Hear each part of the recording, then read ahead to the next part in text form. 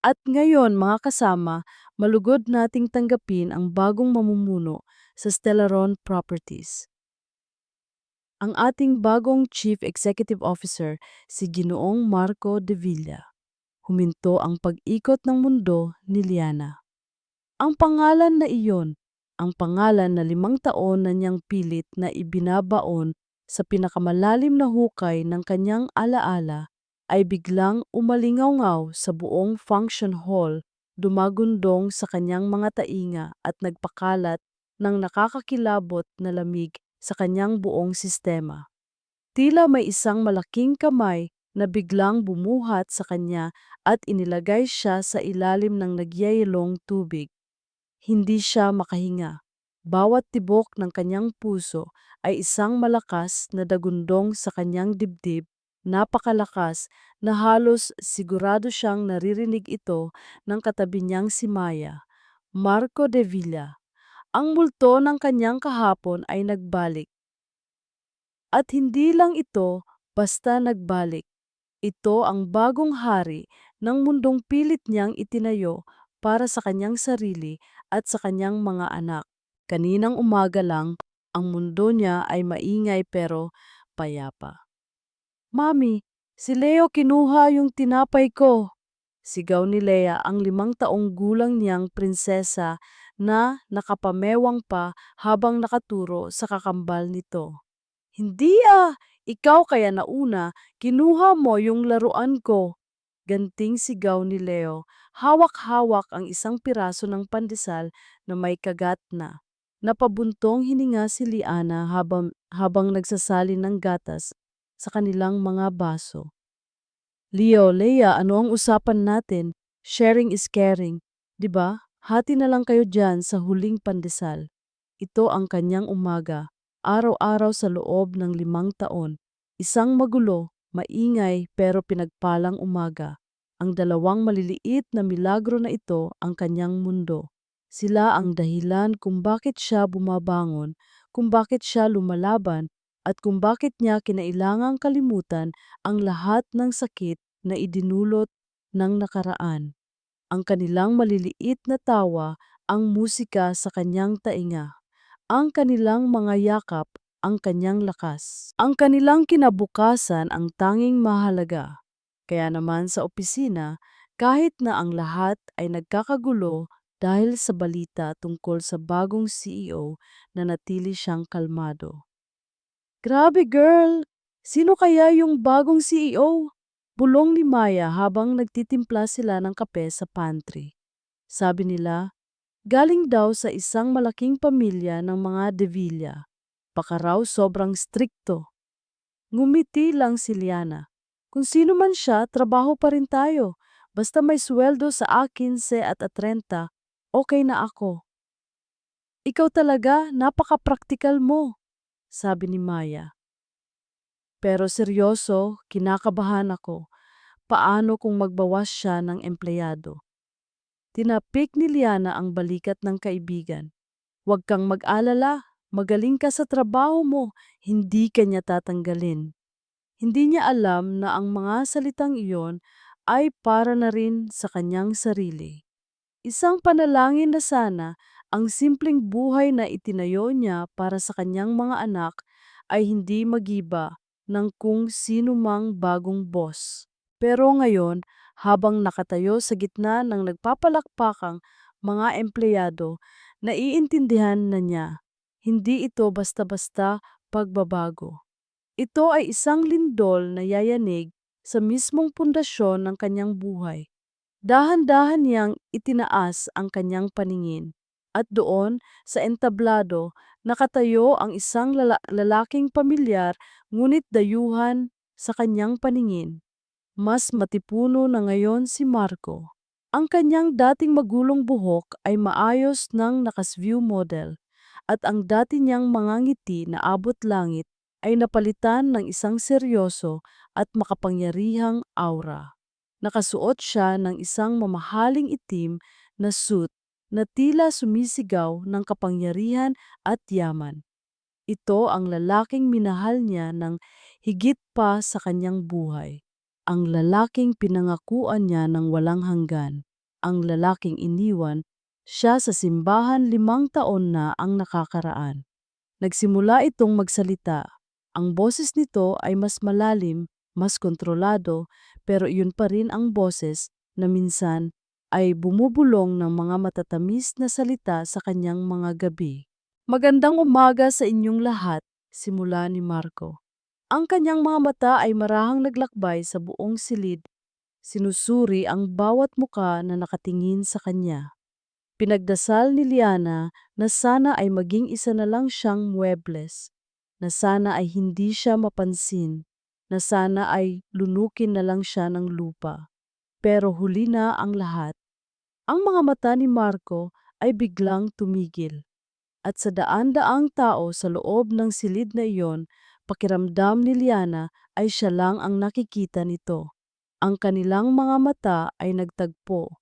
Walang emosyon sa mukha ni Marco. Isang blangkong maskara. Ngunit nakita ito ni Liana.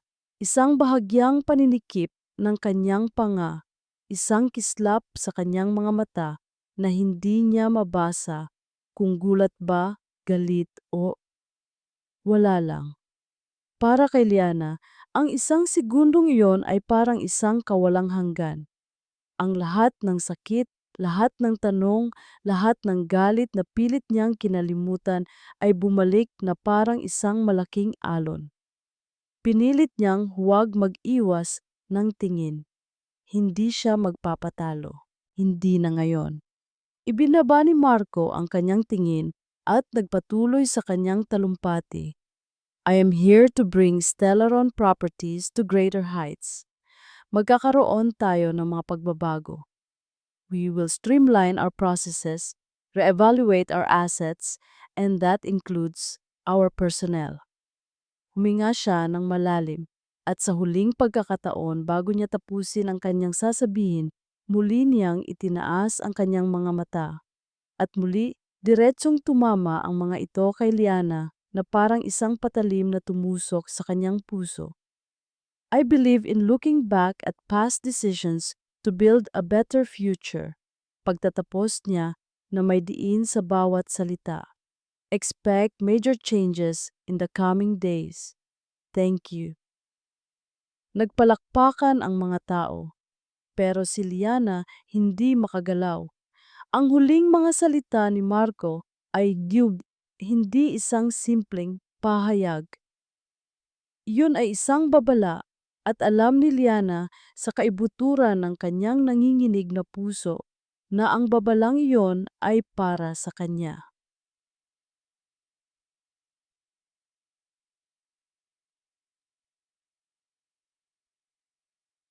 Natapos ang palakpakan.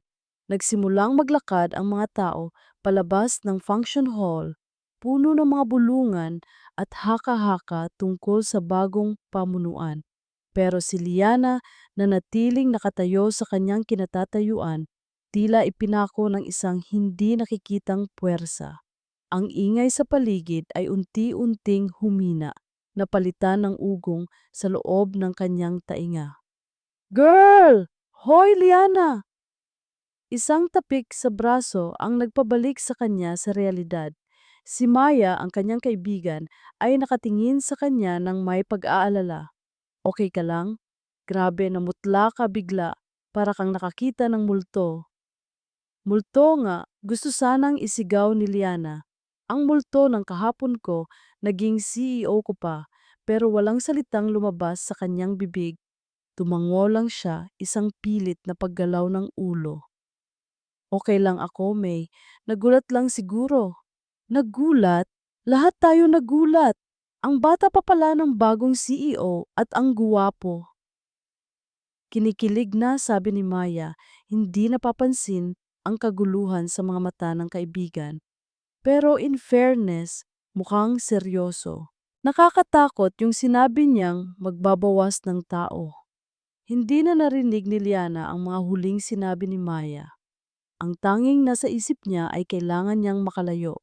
Kailangan niyang huminga. Excuse me, May. Halos pabulong niyang sabi.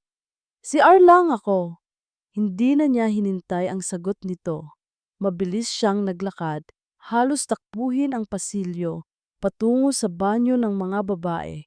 Bawat hakbang ay isang pakikipaglaban sa panginginig ng kanyang mga tuhod. Pagpasok niya sa loob, isinandal niya ang sarili sa pinto at hinabol ang kanyang hininga. Dumiretso siya sa lababo, binuksan ang gripo at paulit-ulit na winisikan ng malamig na tubig ang kanyang mukha. Tumingin siya sa salamin. Ang babaeng nakatingin pabalik ay may mga matang nanlalaki sa takot, mga labing walang kulay at isang balat na kasing putla ng papel. Ito ba talaga siya? Ang Liana Reyes na matatag? Ang super mommy ni na Leo at Lea? Saan na napunta ang lahat ng pader na itinayo niya sa paligid ng kanyang puso? Sa isang iglap, sa pagbigkas lang ng isang pangalan, gumuho ang lahat. Huminga siya ng malalim. Huminahon ka, Liana. Sabi niya sa sarili, hindi ito ang oras para magpakita ng kahinaan. May dalawa kang anak na umaasa sa iyo. Kailangan mo ang trabahong ito. Inayos niya ang kanyang sarili. Pinunasan ang muka, sinuklay ng mga daliri ang buhok at pinilit na magkaroon ng kulay ang kanyang mga labi. Nag-practice siya ng isang pekeng ngiti sa salamin. Kaya mo to. Isa ka lang empleyado. Siya ang boss. Ganoon lang kasimple. Pero alam niyang hindi. Walang magiging simple simula ngayon. Bumalik siya sa kanyang cubicle. Umaasang magiging abala ang lahat para walang makapansin sa kanya. Yumuko siya at nagkunwaring abala sa mga papeles sa kanyang lamesa. Inilabas niya ang kanyang planner, ang kanyang mga ballpen. Ginawa niyang kuta ang maliit niyang espasyo. Huwag mo akong pansinin. Huwag mo akong tawagin. Huwag mo akong alalahanin. Ang kanyang panalangin ay hindi dininig. Tumunog ang telepono sa kanyang lamesa. Ang tunog na iyon na dati ordinaryo lang, ngayon ay parang isang tunog ng alarma. Tumingin siya sa caller ID, Office of the CEO. Nanigas ang kanyang mga daliri sa ibabaw ng telepono. Para itong isang ahas na handa siyang tuklawin. Liana, sagutin mo! Bulong ni Maya mula sa kabilang cubicle. Baka yan na yon. Walang siyang pagpipilian. Huminga siya ng malalim at itinaas ang handset. Hello, Liana Reyes speaking. Miss Reyes, isang malamig at formal na boses ng babae ang sumagot mula sa kabilang linya. Ito siguro ang pansamantalang sekretarya. Mr. Davila would like to see you in his office. Now. Oh, okay. Nauutal niyang sagot. Papunta na po. Ibinaba niya ang telepono. Pakiramdam niya ay tumigil sa pagtibok ang kanyang puso. Ito na, ang unang paghaharap. Ang paglalakad mula sa kanyang cubicle patungo sa dulo ng palapag kung saan naroon ang malaking opisina ng CEO. Ang pinakamahabang paglalakad sa buong buhay niya. Bawat hakbang ay parang may pabigat na 1 tonelada. Ang bawat mata ng mga katrabaho niya na nakatingin sa kanya ay parang mga karayom. Nang marating niya ang malaking pinto na gawa sa mahogany, kumatok siya ng 3 beses. Ang kanyang mga kamao ay nanginginig. Come in. Ang boses na iyon, ang boses ni Marco, dahan-dahan niyang pinihit ang doorknob at pumasok sa loob. Ang opisina ay malaki at malamig. Ang sahig ay gawa sa itim na marmol at ang isang buong pader ay salamin na nagpapakita ng tanawin ng buong Makati. Sa gitna ng lahat ng iyon, nakaupo si Marco sa likod ng isang napakalaking desk na gawa sa salamin at bakal. Hindi ito tumitingin sa kanya. Abala ito sa pagbabasa ng isang dokumento. Sir, sabi ni Liana, ang kanyang boses ay bahagyang nanginginig. Pinapatawag niyo raw po ako. Hindi pa rin ito tumitingin. Please, have a seat, Miss Reyes. Naupo siya sa isa sa dalawang upuan sa harap ng desk. Ang bawat segundo ng katahimikan ay parang isang pagpapahirap. Pinaglaruan niya ang kanyang mga daliri sa kanyang kandungan, pilit na pinipigilan ang panginginig. Pagkaraan ng tila isang kawalang hanggan, marahan nitong isinara ang folder na binabasa. Itinaas nito ang kanyang mga mata at direktang tumingin sa kanya. Ang mga matang iyon minsan ay puno ng pagsamba at pagmamahal, ngayon ay blanko at hindi mabasa. "Kumusta ka na, Miss Reyes?" Tanong nito. Ang paggamit ng kanyang apelyido ay isang sampal sa kanyang mukha. "Okay lang po, sir," sagot niya, ginagamit ang salitang sir bilang kanyang kalasag. Isang bahagyang ngisi ang gumuhit sa mga labi ni Marco. Isang ngising hindi umabot sa kanyang mga mata. 5 taon, marami nang nagbago. Hindi ito tanong, ito ay isang pahayag, isang pagsubok. "Opo, sir, kasama po iyon sa buhay." Sagot ni Liana, pinapanatili ang kanyang boses na walang emosyon. Hindi niya ibibigay sa lalaking ito ang kasiyahang makita siyang nasasaktan. Sumandal si Marco. Sa kanyang upuan, pinagsalikop ang kanyang mga kamay sa ibabaw ng desk. "I've reviewed your employee file. You've been with Stellaron for 4 years. Maganda ang iyong performance record." "Salamat po, sir."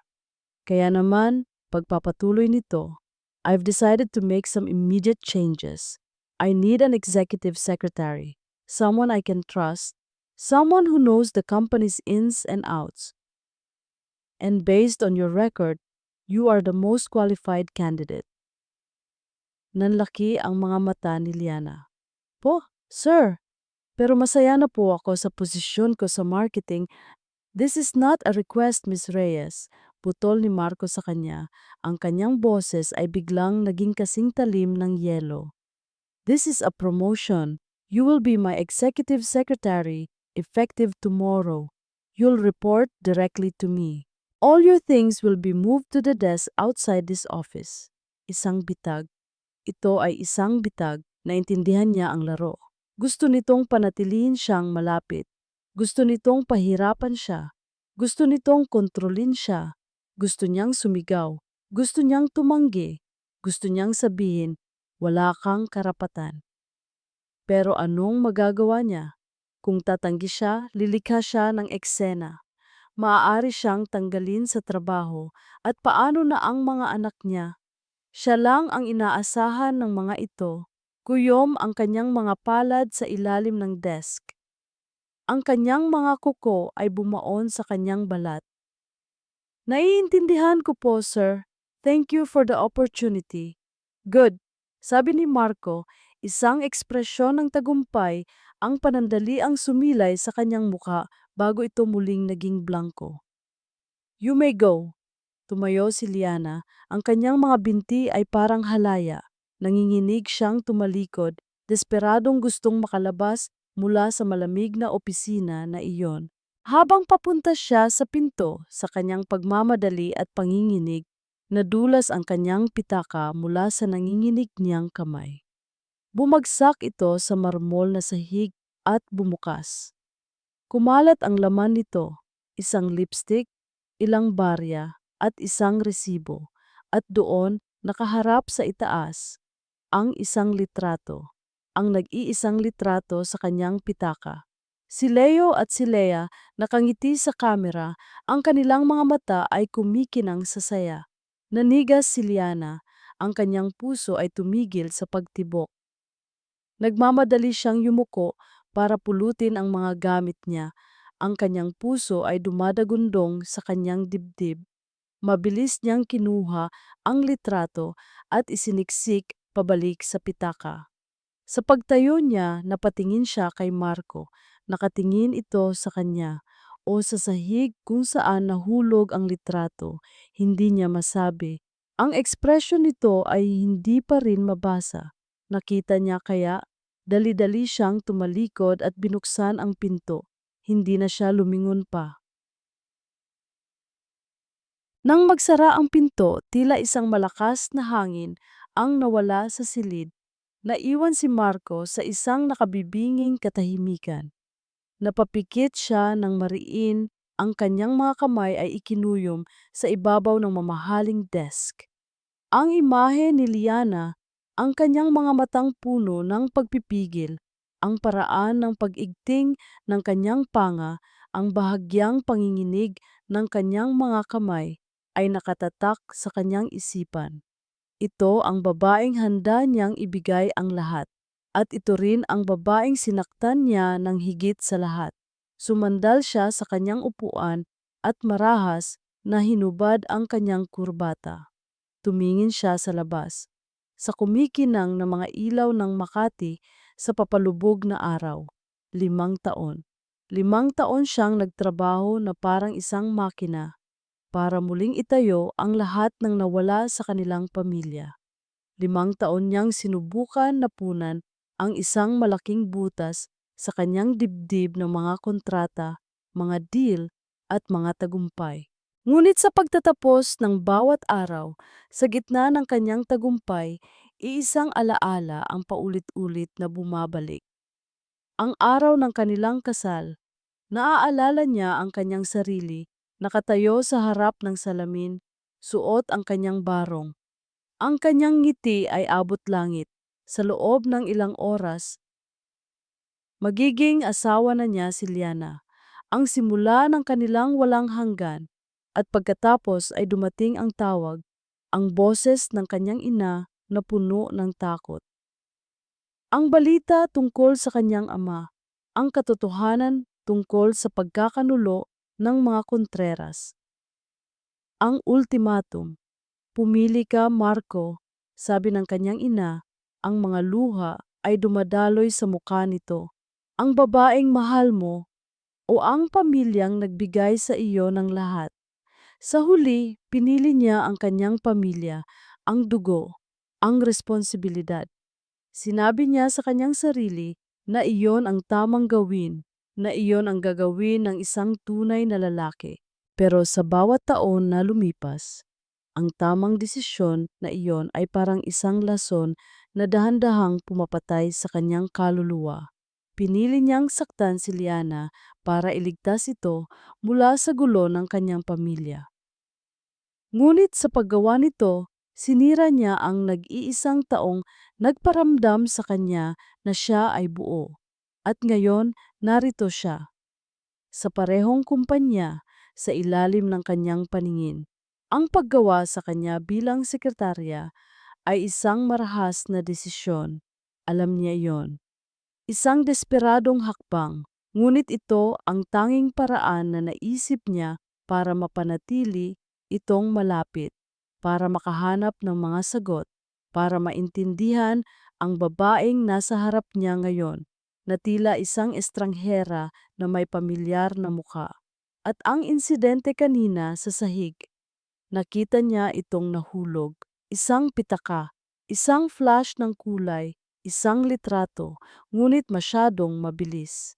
Bago pa man niya makita kung ano iyon, nakuha na ito ni Liana, ang kanyang mga galaw ay puno ng takot. Ano ang itinatago mo, Liana?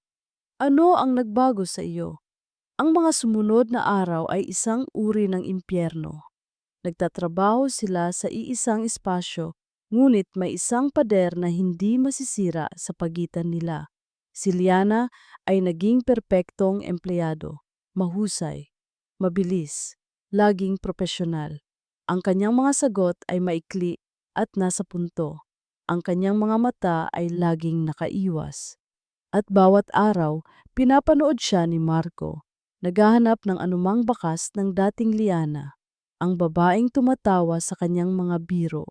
Ang babaeng yumayakap sa kanya kapag siya'y pagod. Ang babaeng nangakong hindi siya iiwan. Ngunit wala. Ang babaeng nasa labas ng kanyang opisina ay isang estranghera. Isang Biyernes ng gabi, nagkaroon ng biglaang problema sa isang major proposal. Kailangan itong ayusin at isumite bago mag-umaga. Miss Reyes, I need you to stay for overtime, sabi ni Marco. Ang kanyang boses ay formal. Tumango lang si Liana, walang reklamo. Yes, sir. Naiwan silang dalawa sa malawak na opisina. Ang tanging maririnig ay ang pag-click ng kanilang mga keyboard at ang ugong ng aircon.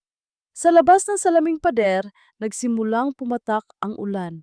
Mahina sa simula hanggang sa ito'y lumakas at naging isang malakas na buhos na humahampas sa mga bintana. Huminto si Marco sa kanyang ginagawa at tumingin kay Liana. Nakatuon ito sa kanyang computer, ngunit napansin niya ang bahagyang panginginig ng mga balikat nito. Ang aircon ay nakatutok sa direksyon niya. Tumayo siya, hinubad ang kanyang itim na suit jacket at marahang lumapit sa kanya. Nang walang salita, ipinatong niya ito sa kanyang mga balikat. Nagulat si Liana. Napahinto siya at tumingin sa kanya. Ang kanyang mga mata ay puno ng pagkalito. Sir! Malamig, sabi lang ni Marco at bumalik sa kanyang upuan. Ang kilos na iyon ay sumira sa tensyon sa pagitan nila. Ang katahimikan na sumunod ay hindi na gaanong nakakabingi. Para bang ang ulan sa labas at ang init ng kanyang jacket ay nagdala ng isang kakaibang kapayapaan. Naalala ni Marco ang isang gabi, matagal na panahon na ang nakalipas. Na-stranded din sila sa ulan sa loob ng kanyang lumang kotse. Nagbahagi sila sa isang cup ng instant noodles at nagtawanan hanggang sa sumakit ang kanilang mga tiyan. Ang gabing iyon ang unang beses na sinabi niyang, "Mahal kita." Napabuntong hininga siya, hindi na niya natiis. Ang pormalidad, ang katahimikan. Liana, sabi niya, ang kanyang boses ay mas mahina na ngayon, halos isang bulong. Nag-angat ng tingin si Liana, nagulat na tinawag niya ito sa kanyang unang pangalan.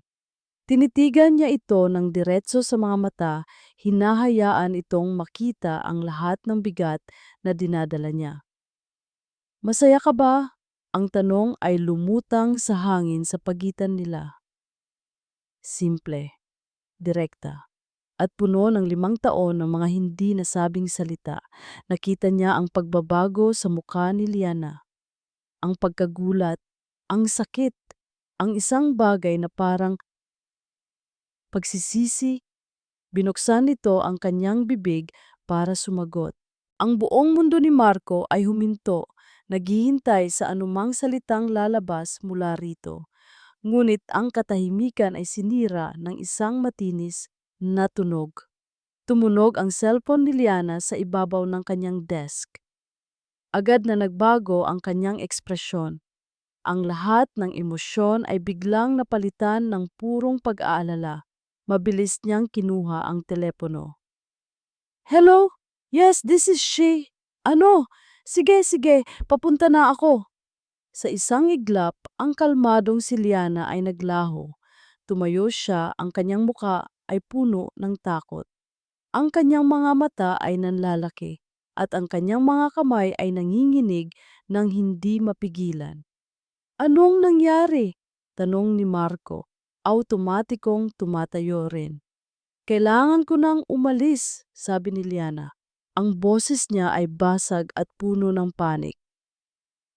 Si Lea. Mataas daw ang lagnat. Nasa daycare pa siya. Ang takot sa mukha ni Liana ay isang bagay na hindi pa nakikita ni Marco sa loob ng 5 taon. Para itong isang matalim na kutsilyo na humiwa sa lahat ng pader ng pagpapanggap at profesionalismo na itinayo nila. Sa isang iglap, hindi siya ang empleyado niya. Siya si Liana, ang kanyang Liana, at kailangan nito ng tulong. Kailangan ko nang umalis, ulit ni Liana, Ang boses ay nanginginig habang nagmamadaling inaayos ang kanyang mga gamit. Sasama ako, sabi ni Marco. Ang kanyang boses ay kalmado ngunit may diin. Tumingin ito sa kanya, ang mga mata ay puno ng pagkalito at pagtutol. Wag na sir, okay lang ako, magtataksi na lang ako. Sumilip si Marco sa bintana. Ang ulan ay mas lalo pang lumakas at ang kalsada sa ibaba ay nagsisimula ng maging isang ilog ng mga pulang ilaw ng preno. Walang taksi na dadaan sa ganitong panahon, Liana, at hindi kita hahayaang mag-isa. Hindi na niya, hindi na niya ito hinintay na sumagot. Kinuha niya ang kanyang susi at cellphone. Tara na, ako na ang magdadrive.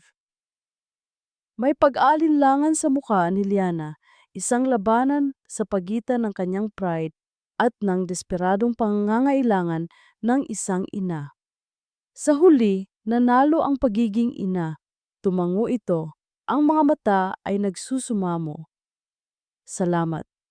Ang biyahe mula sa gusali ng Stellaron ay isang tensyonadong katahimikan. Si Liana ay nakatingin lang sa labas ng bintana. Ang kanyang mga daliri ay mahigpit na nakahawak sa kanyang bag. Si Marco naman ay nakatuon sa pagmamaneho, ngunit ang kanyang isipan ay malayo. Lea. Ang pangalan ay umuulit sa kanyang isipan. Isang anak. May anak si Liana. Siyempre, 5 taon na ang nakalipas. Posibleng nakahanap na siya ng iba, nag-asawa, bumuo ng pamilya. Ang ideya ay nagdulot ng isang matinding kirot sa kanyang dibdib, isang kirot na hindi niya inaasahan. Saan ang daycare? Tanong niya, pinuputol ang katahimikan. Ibinigay ni Liana ang address, isang lugar sa Quezon City, malayo sa kanilang mundo sa Makati. Habang nagmamaneho siya, pinapanood niya ito mula sa gilid ng kanyang mga mata. Ang bawat minuto na lumilipas ay tila nagpapabigat sa kanyang dibdib. Nakikita niya ang takot sa paraan ng pagtap ng mga daliri nito sa kanyang hita. Pagkalipas ng halos 1 oras sa traffic, narating nila ang isang maliit ngunit malinis na gusali na may makukulay na pinta sa pader. Little Sprouts Daycare Center. Bago pa man tuluyang huminto ang sasakyan, binuksan na ni Liana ang pinto at tumakbo palabas sa gitna ng ambon. Hindi na alintana ang jacket ni Marco na nahulog mula sa kanyang mga balikat. Pinatay ni Marco ang makina. Saglit siyang napaisip na hintayin na lang ito sa kotse. Wala siyang karapatang pumasok sa buhay nito. Ngunit may isang bagay na nag-udyok sa kanya na bumaba. Isang hindi maipaliwanag na pakiramdam na kailangan niyang makita, na kailangan niyang malaman. Sumunod siya sa loob. Ang daycare ay ang kabaligtaran ng kanyang opisina. Ito'y maliit, maingay at puno ng buhay. Ang mga pader ay puno ng mga drawing ng mga bata at ang sahig ay may makukulay na rubber mats. Isang guro ang sumalubong sa kanila. Ma'am Liana, buti po nakarating kayo. Kumusta po si Leia?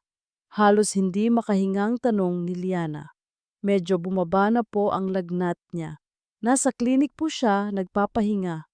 Halika po, sabi ng guro at iginiya si Liana sa isang maliit na silid. Bago pumasok, lumingon si Liana kay Marco. Maghintay ka na lang dito, sandali lang ako. Ang boses nito ay formal ulit. Ngunit ang takot ay naroon pa rin sa kanyang mga mata.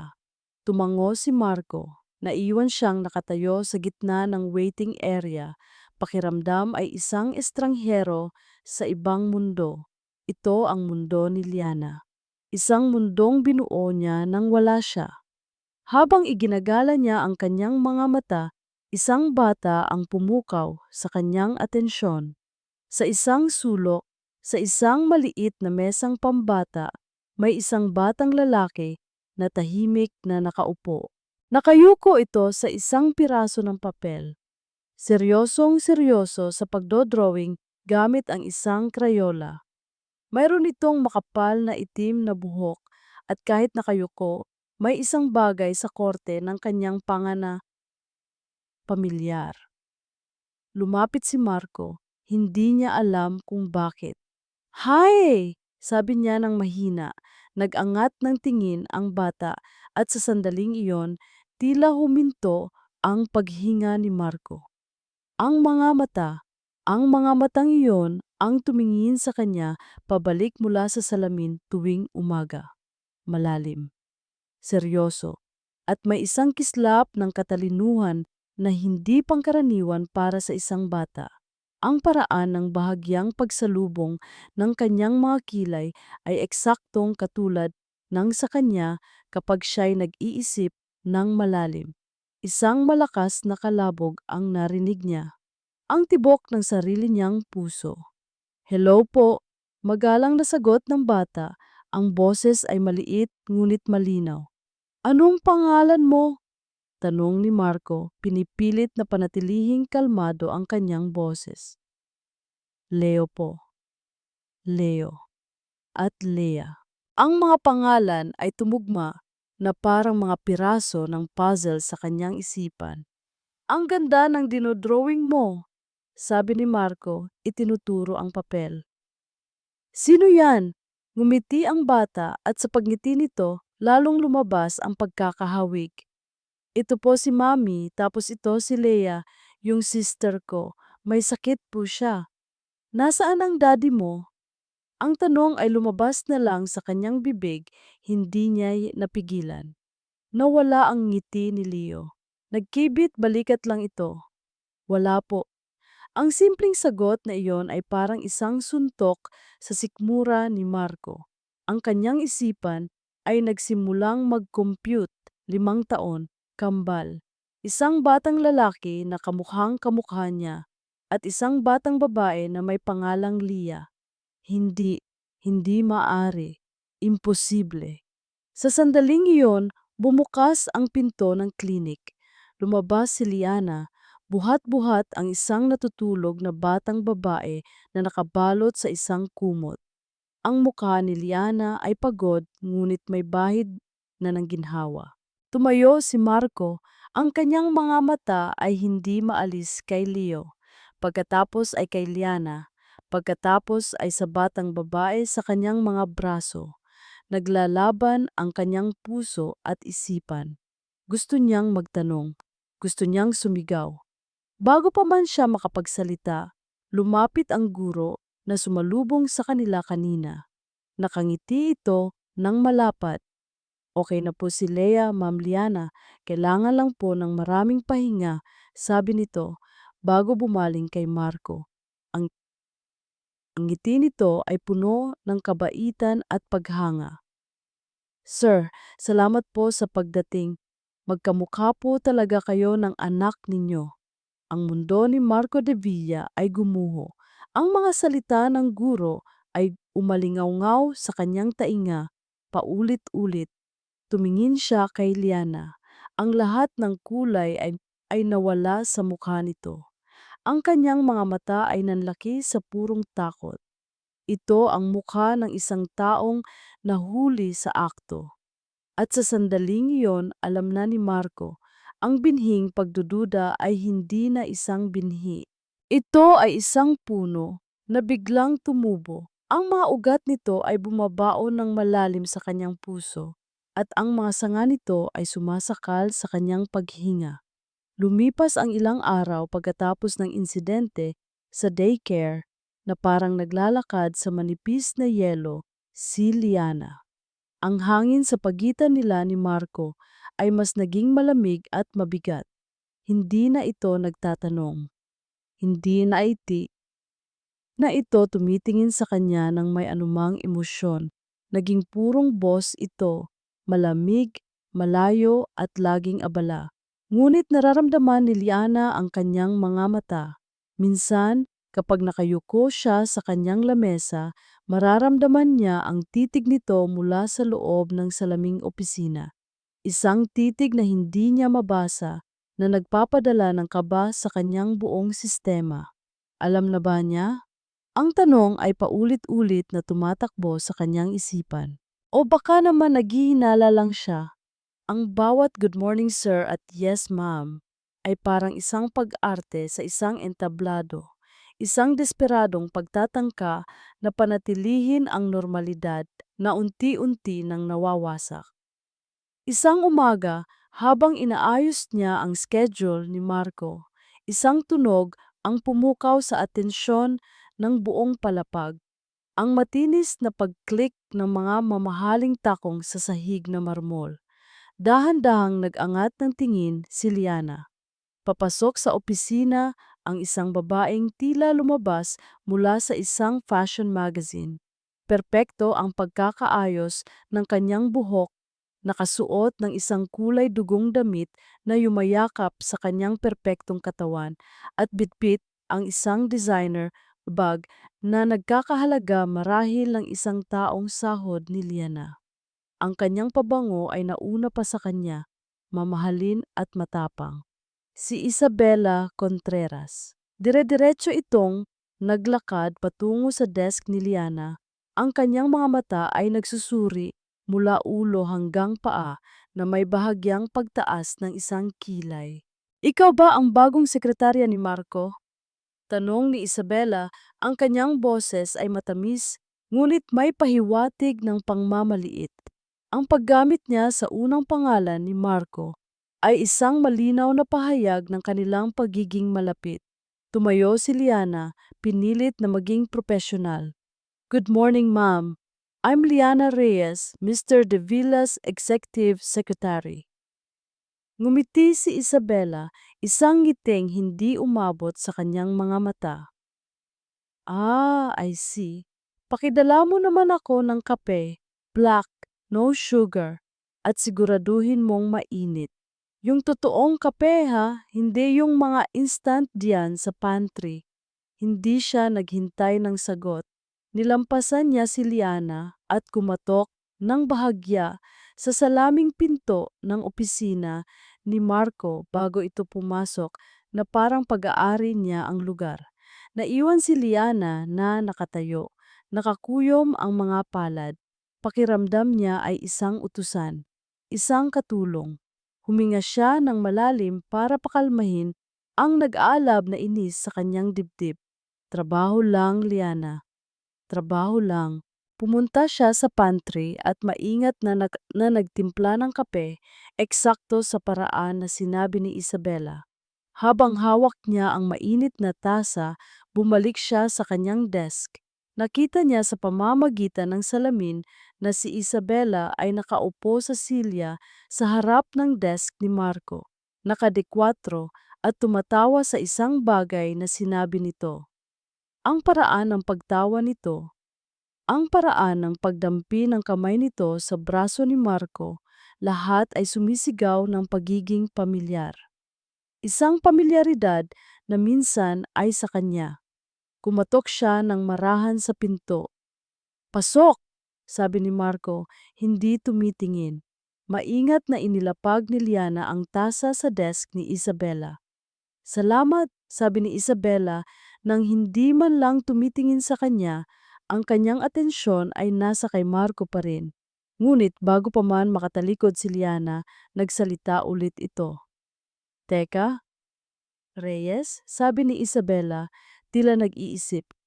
Pamilyar ang apelyido mo. Sandali. Tumingin ito sa kanya na may kunwaring pagkagulat sa mga mata. Ah, right. Naalala ko na. O, ikaw yung dati. Ang salitang dati ay binitin niya sa hangin, puno ng kahulugan, puno ng lason. Hindi niya sinabing ang babaeng iniwan sa altar. Pero nandoon iyon. Ang mensahe ay malinaw, nanlamig ang dugo ni Liana. Pakiramdam niya ay hinubaran siya sa harap nilang dalawa. Tumingin siya kay Marco, naghahanap ng anumang reaksyon, ngunit blanko ang mukha nito nakatingin lang sa kanilang dalawa. Small world, di ba? Pagpapatuloy ni Isabela, na may matamis na ngiti. Imagine, pagkatapos ng lahat, dito ka lang pala mapupunta. Nagtatrabaho para kay Marco. Ang bawat salita ay isang sampal. Ang bawat ngiti ay isang insulto. Gusto nang sumagot ni Liana, gusto niyang ipagtanggol ang kanyang sarili, ngunit alam niyang wala siyang laban. Siya ang empleyado, sila ang makapangyarihan. "Excuse me po," sabi na lang niya. Ang kanyang boses ay halos hindi marinig at mabilis na lumabas ng silid. Sa labas, sumandal siya sa kanyang desk, ang kanyang puso ay tumatakbo.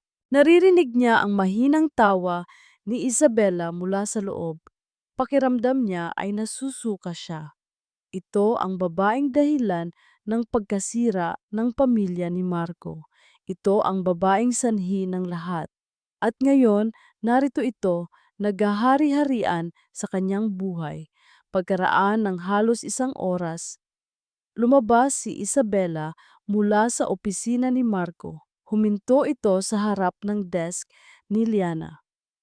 "Aalis na kami," sabi ni Isabella, inaayos ang kanyang damit. "May lunch meeting kami ni Marco. Pakisabi sa kanya, naghihintay na ako sa lobby." Muli, isang utos. Bago ito tuluyang tumalikod, binigyan nito si Liana ng isang huling tingin. Ngunit sa pagkakataong ito, hindi na ito mapang-asar. Ang mga mata nito ay malamig, seryoso at mapanuri. Isang tingin na tila nagsasabing, "Nakikita kita. Alam ko kung ano ka. Isa kang problema." Nang mawala na si Isabella sa kanyang paningin, napaupo si Liana sa kanyang upuan, nanginginig. Ang babaeng iyon ay hindi lang isang karibal mula sa nakaraan. Isa itong ahas. Isang ahas na handang manuklaw anumang oras. At sa loob ng elevator, habang bumababa, nawala ang pekeng ngiti sa muka ni Isabella Contreras. Kinuha niya ang kanyang mamahaling cellphone at nagdial ng isang numero.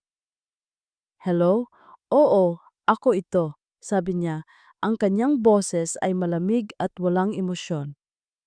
"I need your services. Gusto ko ng isang complete background check sa isang babae. Pangalan niya ay Liana Reyes. Empleyado sa Stellaron." May isang sandaling katahimikan. Gusto kong malaman ang lahat. Pagpapatuloy ni Isabella, ang kanyang mga mata ay kumikislap sa isang mapanganib na liwanag. Lahat ng tungkol sa kanya sa nakalipas na 5 taon. Walang ititira. Isang linggo. Isang linggo lang ang kinailangan ng kanyang private investigator. Nakaupo si Isabella sa isang tahimik na kafe sa BGC.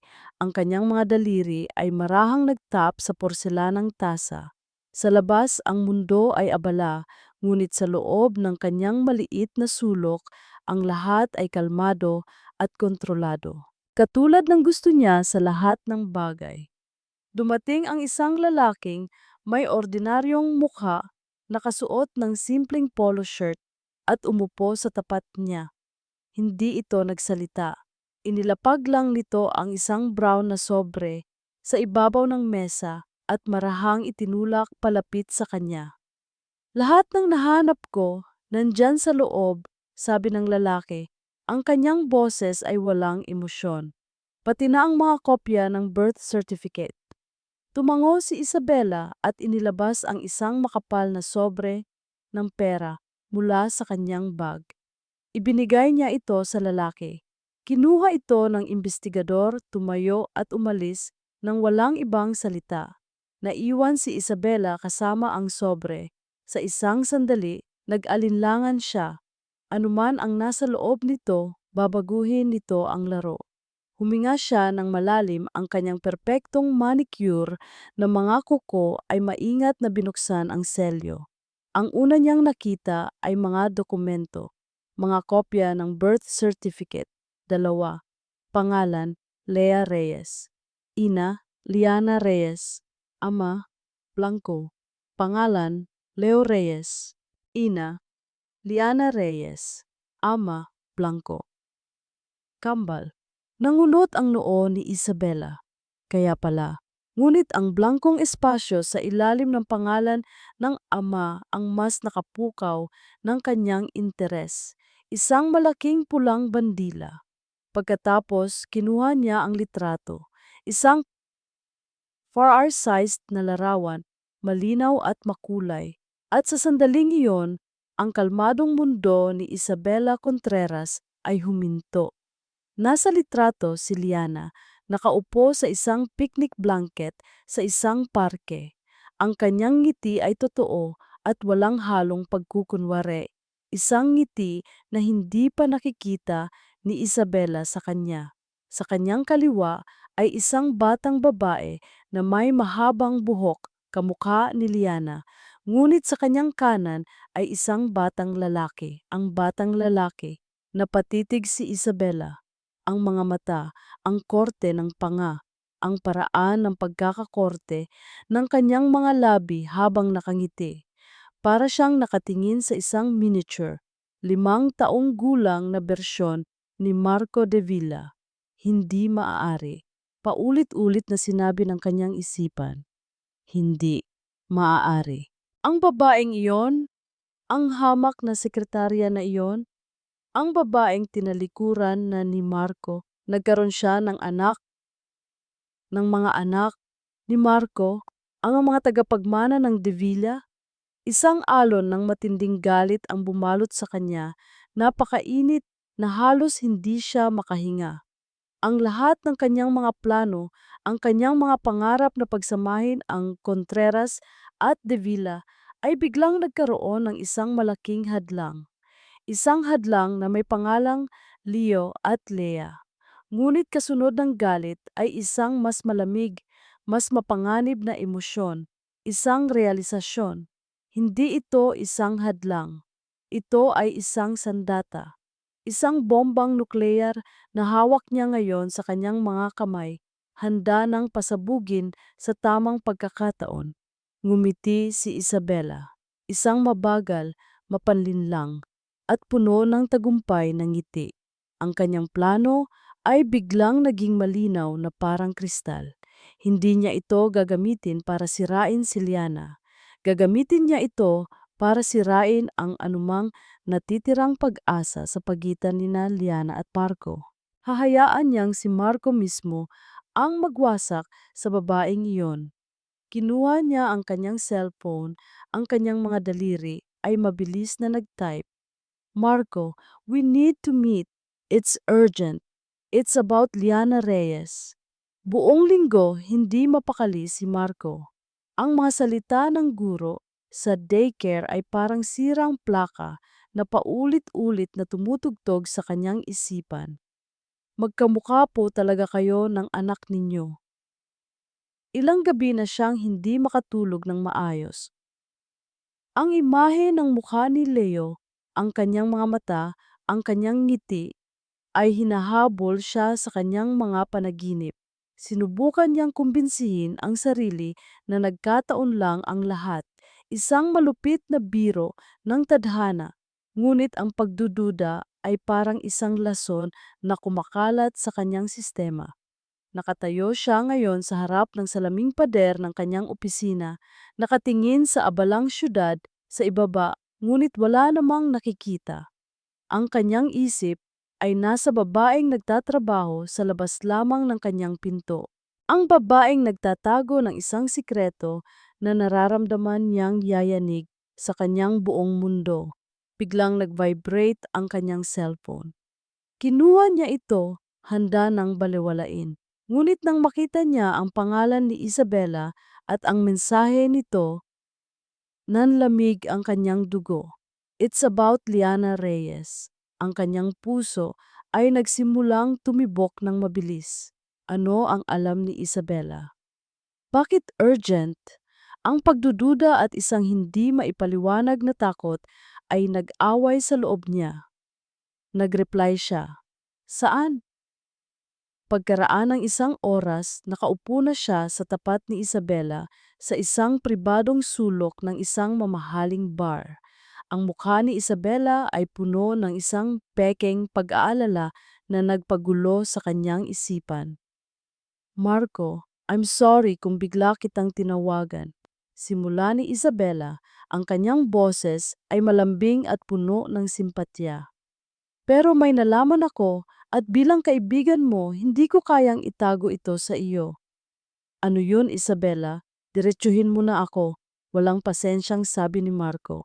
Hindi na nagsalita pa si Isabela.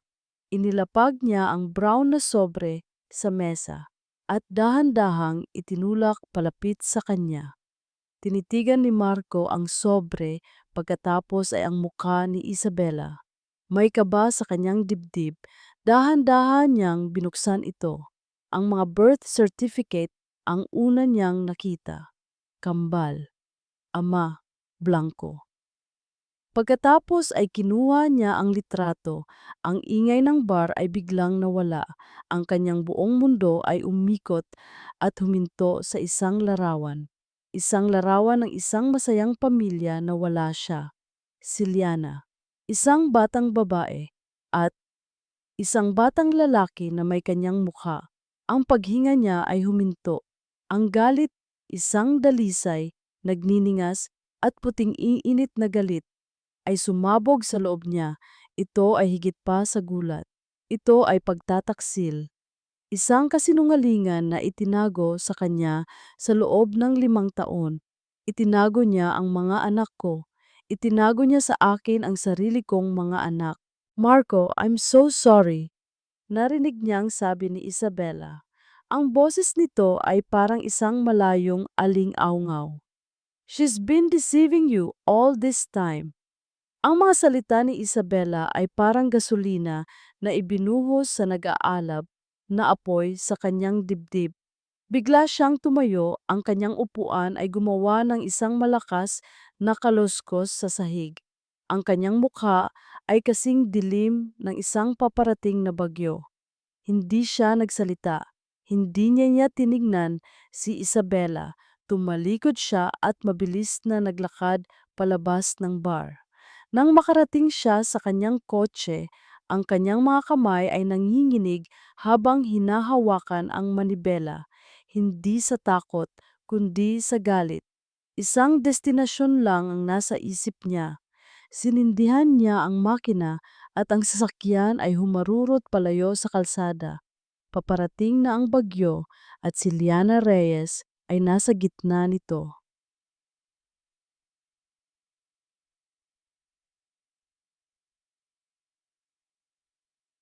Tumunog ang bell ng paaralan, isang masayang tunog na hudyat ng pagtatapos ng isa na namang araw. Para kay Liana, ito ang paborito niyang tunog sa buong mundo. Ang ibig sabihin nito ay ilang sandali na lang.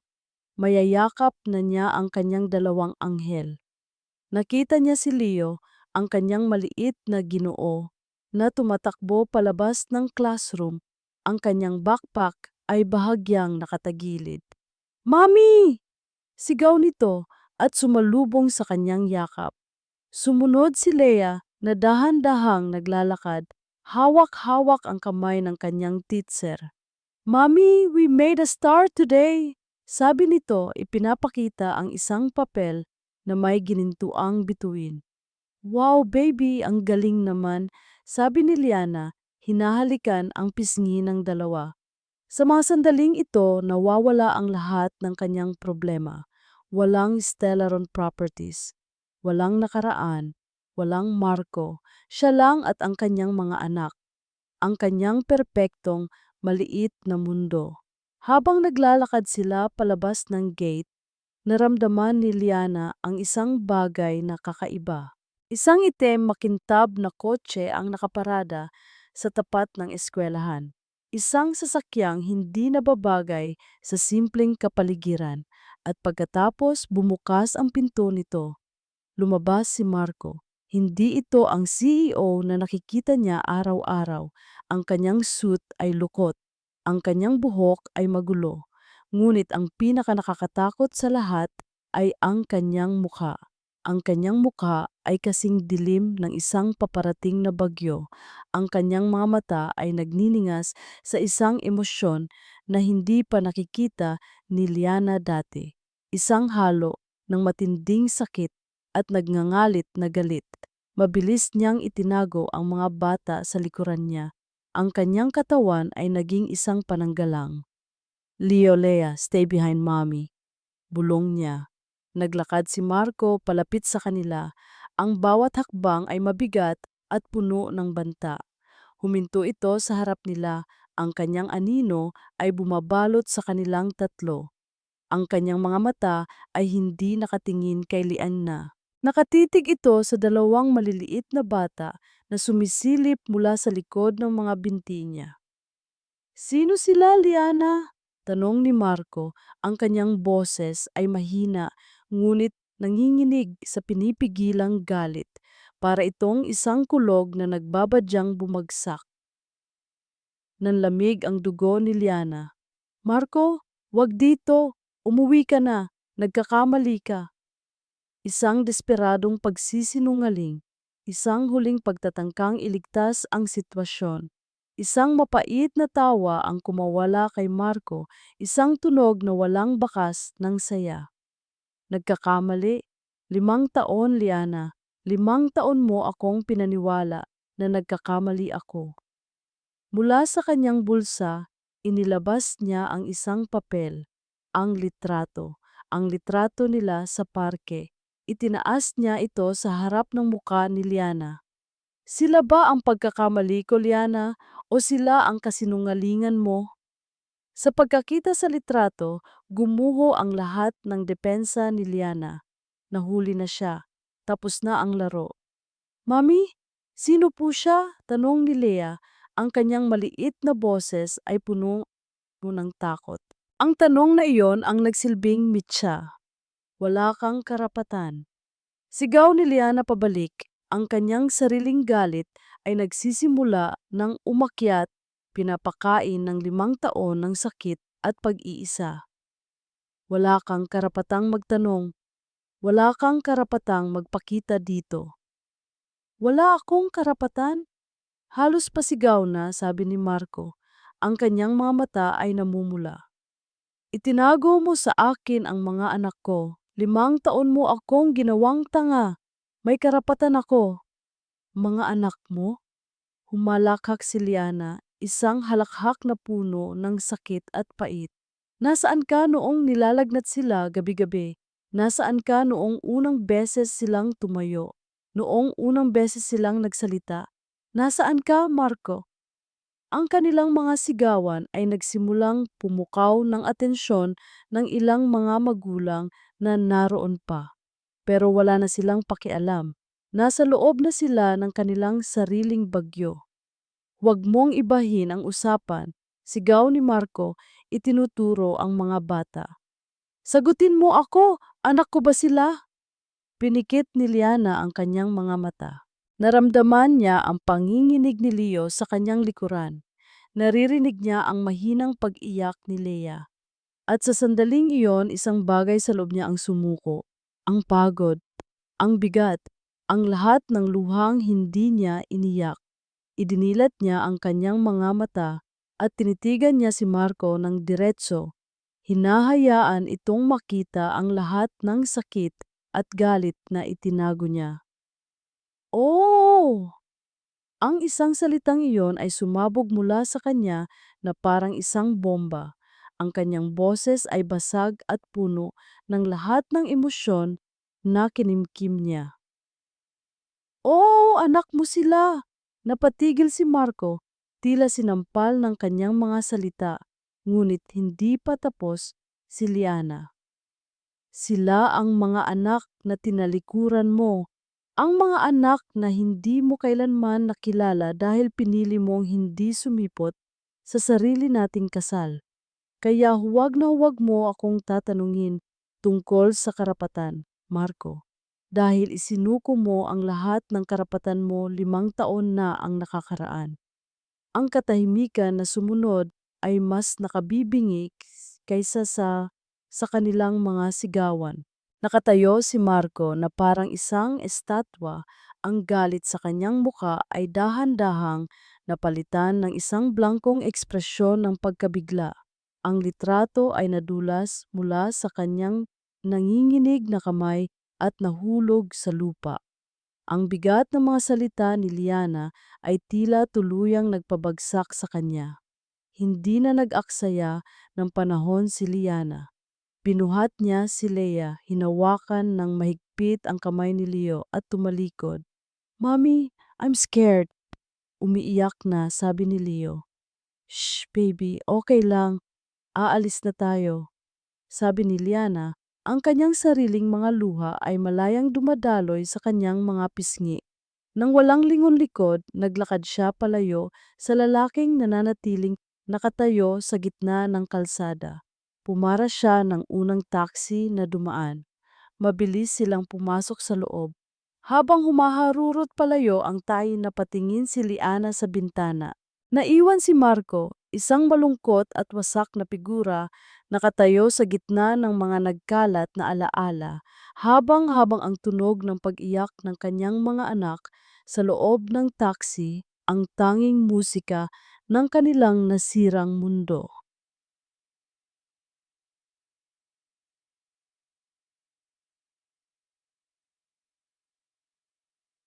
Hindi umuwi si Marco sa kanyang malaking kondo sa Makati. Pagkatapos iwanan ni Liana, nagmaneho siya ng walang direksyon. Ang mga ilaw ng syudad ay nagiging isang mahabang guhit na kulay sa kanyang paningin. Ang kanyang mamahaling sasakyan ay naging isang kulungan, at ang katahimikan sa loob nito ay mas maingay pa kaysa sa mga sigawan kanina. Paulit-ulit na umalingaw-ngaw sa isip niya ang mga huling salita ni Liana. Sila ang mga anak na tinalikuran mo. Ang bawat salita ay isang pako na ibinabaon sa kanyang dibdib. Hindi, hindi niya sila tinalikuran.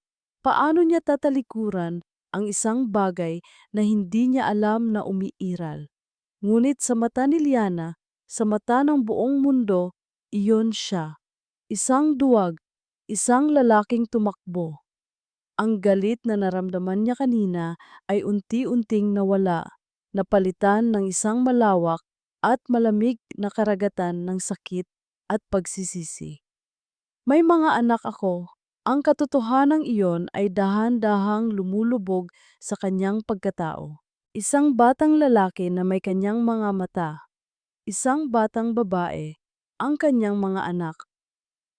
5 taon ng kanilang buhay ang nawala sa kanya. 5 taon ng mga unang ngiti, unang hakbang, unang salita. Ninakaw sa kanya ng tadhana, ng kasinungalingan, at ng sarili niyang mga desisyon. Ipinark niya ang kotse sa isang madilim na bahagi ng kalsada at sumandal sa manibela.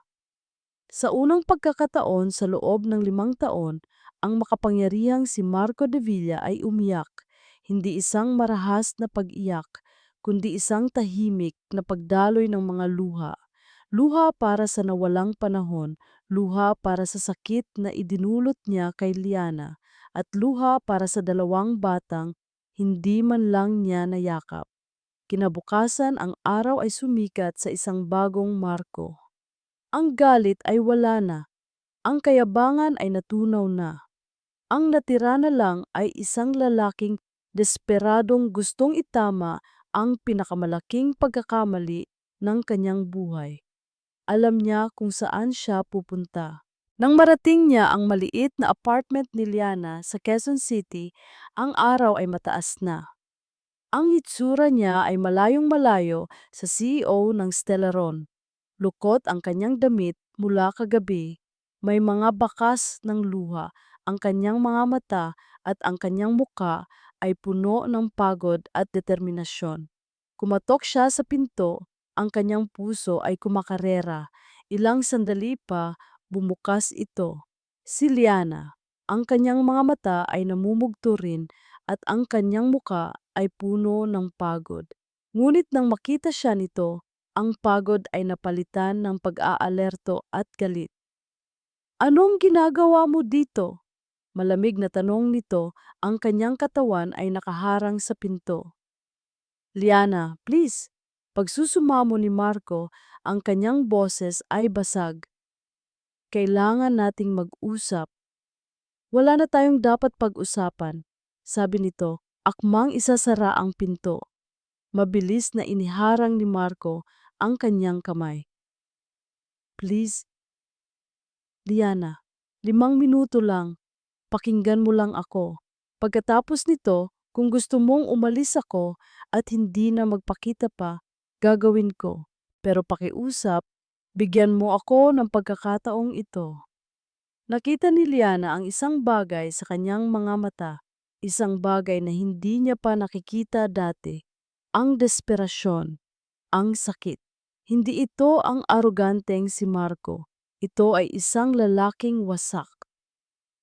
Nag-alinlangan ito saglit bago marahang tumango at pinagbuksan siya ng pinto. Ang apartment ay maliit ngunit malinis, puno ng mga laruan at mga drawing na nakadikit sa ref. Ito ang tahanan ng kanyang mga anak. Nasa kwarto sila, natutulog, sabi ni Liana na parang nabasa ang kanyang isip. Tumango si Marco at humarap sa kanya. Liana, alam kong galit ka at may karapatan kang magalit. Pero ang lahat ng alam mo, lahat ng inakala mo sa loob ng 5 taon, mali. Mali? May panunuya sa boses ni Liana. Anong mali doon, Marco? Hindi ka dumating. Iniwan mo ako. Iyon ang totoo. Hindi ako basta hindi dumating, sabi ni Marco. Ang kanyang boses ay nanginginig. Hindi ko piniling iwan ka. Huminga siya ng malalim at sinimulan niyang ikwento ang araw na sumira sa kanilang lahat. Noong araw ng kasal natin, suot ko na ang barong ko. Ako na ang pinakamasayang lalaki sa buong mundo. Hinihintay ko na lang ang oras para pumunta sa simbahan. Tumingin siya sa malayo na parang nanonood ng isang pelikula sa kanyang isipan. Tapos tumawag si Mama. Umiiyak. Inatake sa puso si Papa. Nasa ospital, kritikal. Nakita niya ang bahagyang pagbabago sa ekspresyon ni Liana, ngunit nagpatuloy siya. Nang makarating ako sa ospital, doon ko nalaman ang lahat, ang kumpanya, ang De Villa Corporation, ay babagsak na. Nilinlang kami ng mga kasosyo namin sa isang malaking proyekto, ang mga Contreras. Sa pagbanggit ng pangalang iyon, nanigas si Liana. Ginamit nila ang isang butas sa kontrata para agawin ang lahat. At si Papa, nang malaman niya, hindi kinaya ng puso niya. Habang nakikipaglaban siya para sa buhay niya, ang kumpanyang binuo niya ay ilang oras na lang bago tuluyang maglaho. Ang nanay ko, napahinto si Marco. Ang kanyang lalamunan ay tila nagsasara. Pinapili niya ako, sabi niya. Pumili ka, Marco, ang babaeng mahal mo o ang pamilyang ito. Sabi niya, kung pupunta ako sa simbahan, hahayaan kong mamatay ang lahat ng pinaghirapan ni Papa. Kung mananatili ako, may pag-asa pa kaming maisalba ito. Tumingin siya ng diretso sa mga mata ni Liana, ang kanyang sariling mga mata ay puno ng luha. Pinili ko ang pamilya ko, Liana. At yon ang pinakamahirap na desisyon sa buong buhay ko. Pinagbawalan ako ni Mama na tawagan ka. Sabi niya, para protektahan ka, para hindi ka madamay sa gulo. Akala ko iyon ang tamang gawin. At si Isabela, halos pabulong na tanong ni Liana. Kinuha ni Marco ang kanyang cellphone at ipinakita ang mensahe mula kay Isabela kahapon. Marco, we need to meet. It's urgent. It's about Liana Reyes. Siya ang nagbigay sa akin ng litrato. Sabi ni Marco, pinalabas niyang nag-aalala siya sa akin. Ngayon, naiintindihan ko na. Sinadya niya ang lahat. Sinadya niyang saktan tayong dalawa. Nakatitig si Liana sa kanya, ang kanyang bibig ay bahagyang nakabuka. Ang galit sa kanyang muka ay nawala na, napalitan ng isang halo ng pagkabigla, pagkalito at isang bagay na hindi pa nararamdaman ni Marco mula sa kanya sa loob ng 5 taon, pag-unawa. Ang buong pundasyon ng kanyang galit, ang buong naratibo ng kanyang buhay sa nakalipas na 5 taon ay gumuho sa loob lamang ng ilang minuto. Nakatayo siya roon, hindi makapagsalita, habang pinoproseso ng kanyang isipan ang katotohanang mas masakit pa kaysa sa pag-abandona. Hindi siya iniwan. Nagdusa rin siya. Nagdusa silang pareho, magkahiwalay. Ang katahimikan ay bumasag lamang nang magsalita si Liana. Ang kanyang boses ay basag at puno ng hindi maipaliwanag na emosyon. Bakit? Bakit ngayon mo lang sinabi? Ang tanong ni Liana ay nakabitin sa hangin sa pagitan nila, puno ng 5 taon ng sakit. Bakit ngayon mo lang sinabi? Napayuko si Marco, ang bigat ng kanyang pagsisisi ay halos magpabagsak sa kanya. Dahil duwag ako, Liana. Pagkatapos kong ayusin ang gulo ng pamilya namin, natakot akong harapin ka. Paano ko ipapaliwanag ang lahat? Paano mo ako mapapatawad? Kaya pinili ko na lang manahimik. Ang pinakamalaking pagkakamali ko. Tumingin siya sa kanya, ang kanyang mga mata ay puno ng pagsusumamo. Pero ngayon, wala na akong pakialam sa kumpanya. Wala na akong pakialam sa pride ko. Ang gusto ko lang, ang gusto ko lang ay makilala sila. Ang huling mga salita niya ay halos isang bulong puno ng pag-asa at takot. Nakatitig lang si Liana sa kanya. Ang isip niya ay isang magulong dagat ng mga emosyon. Ang galit na inalagaan niya sa loob ng 5 taon ay nawala, napalitan ng isang malalim na awa. Awa para kay Marco at awa para sa kanilang dalawa sa lahat ng nawalang panahon. Isang mahinang tunog mula sa kwarto ang pumutol sa kanilang pag-uusap. Isang tunog ng isang batang kagigising lang. Tumingin si Liana sa direksyon ng kwarto, pagkatapos ay bumalik kay Marco. Nakita niya sa mukha nito ang pananabik, ang isang halos masakit na pagnanais na makita kung sino ang nasa loob. Sa sandaling iyon, gumawa siya ng desisyon, hindi dahil sa napatawad na niya ito ng buo, kundi dahil sa isang bagay na mas malalim. Dahil nakita niya ang isang ama na desperadong makilala ang kanyang mga anak. Dahan-dahan siyang tumango. Isang simpleng paggalaw ng ulo na nagpabago sa lahat. Nakita niya ang luhang namuo sa mga mata ni Marco bago ito mabilis na pumikit para pigilan iyon.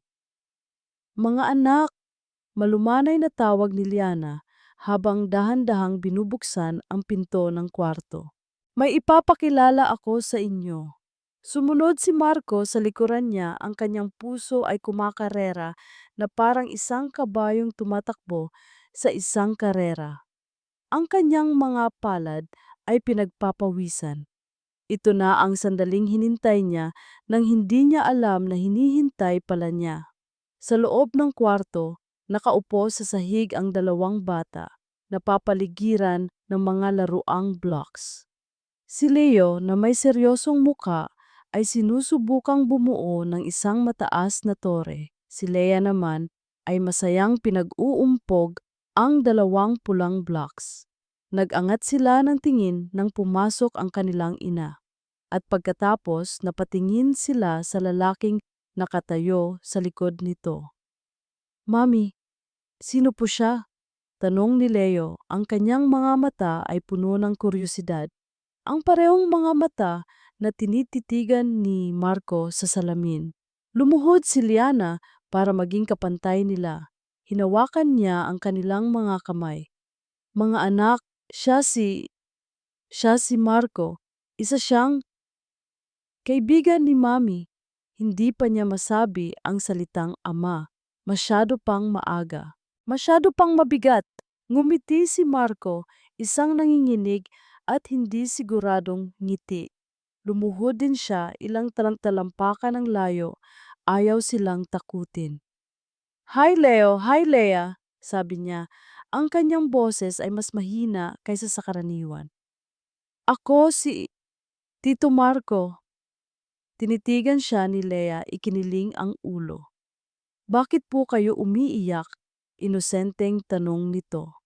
Doon lang napansin ni Marco ang luha na tumakas mula sa kanyang mga mata. Mabilis niya itong pinunasan. Hindi. Napuwing lang si Tito. Si Leo, sa kabilang banda, ay mas seryoso. Tinitigan niya si Marco mula ulo hanggang paa na parang sinusuri ito. Kayo po yung nasa labas ng school kahapon. Tumango si Marco. Oo, ako ngayon. At, sorry kung natakot ko kayo kahapon ha. Hindi ko sinasadya. Hindi sumagot si Leo.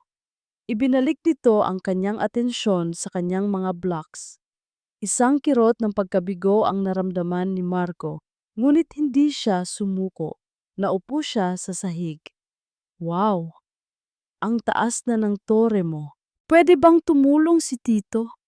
Tumingin si Leo sa kanya pagkatapos ay sa tore. Nag-isip ito saglit bago marahang tumango.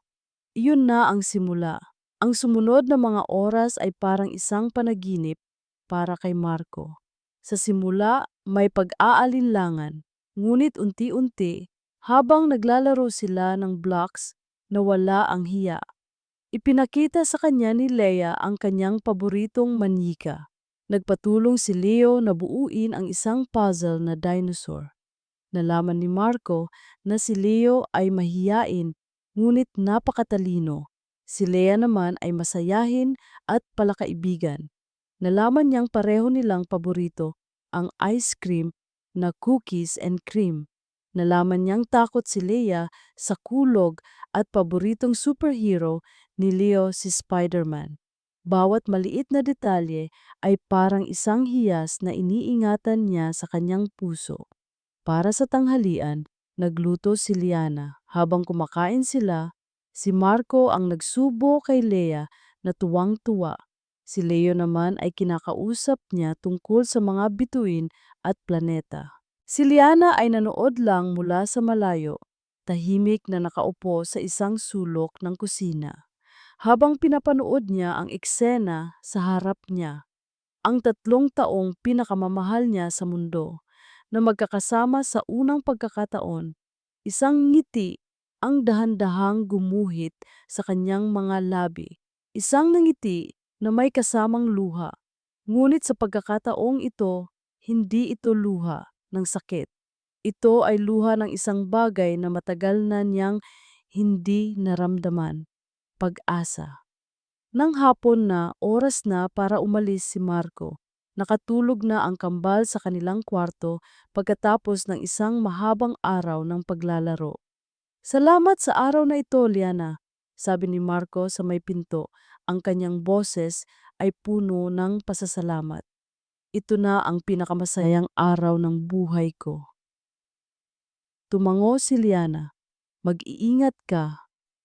Akmang tatalikod na si Marco nang marinig niya ang isang maliit na boses. Tito Marco? Lumingon sila. Nakatayo sa may pinto ng kwarto, si Leo kinukusot ang kanyang mga mata. Agad na lumuhod si Marco. Bakit, champ? May kailangan ka?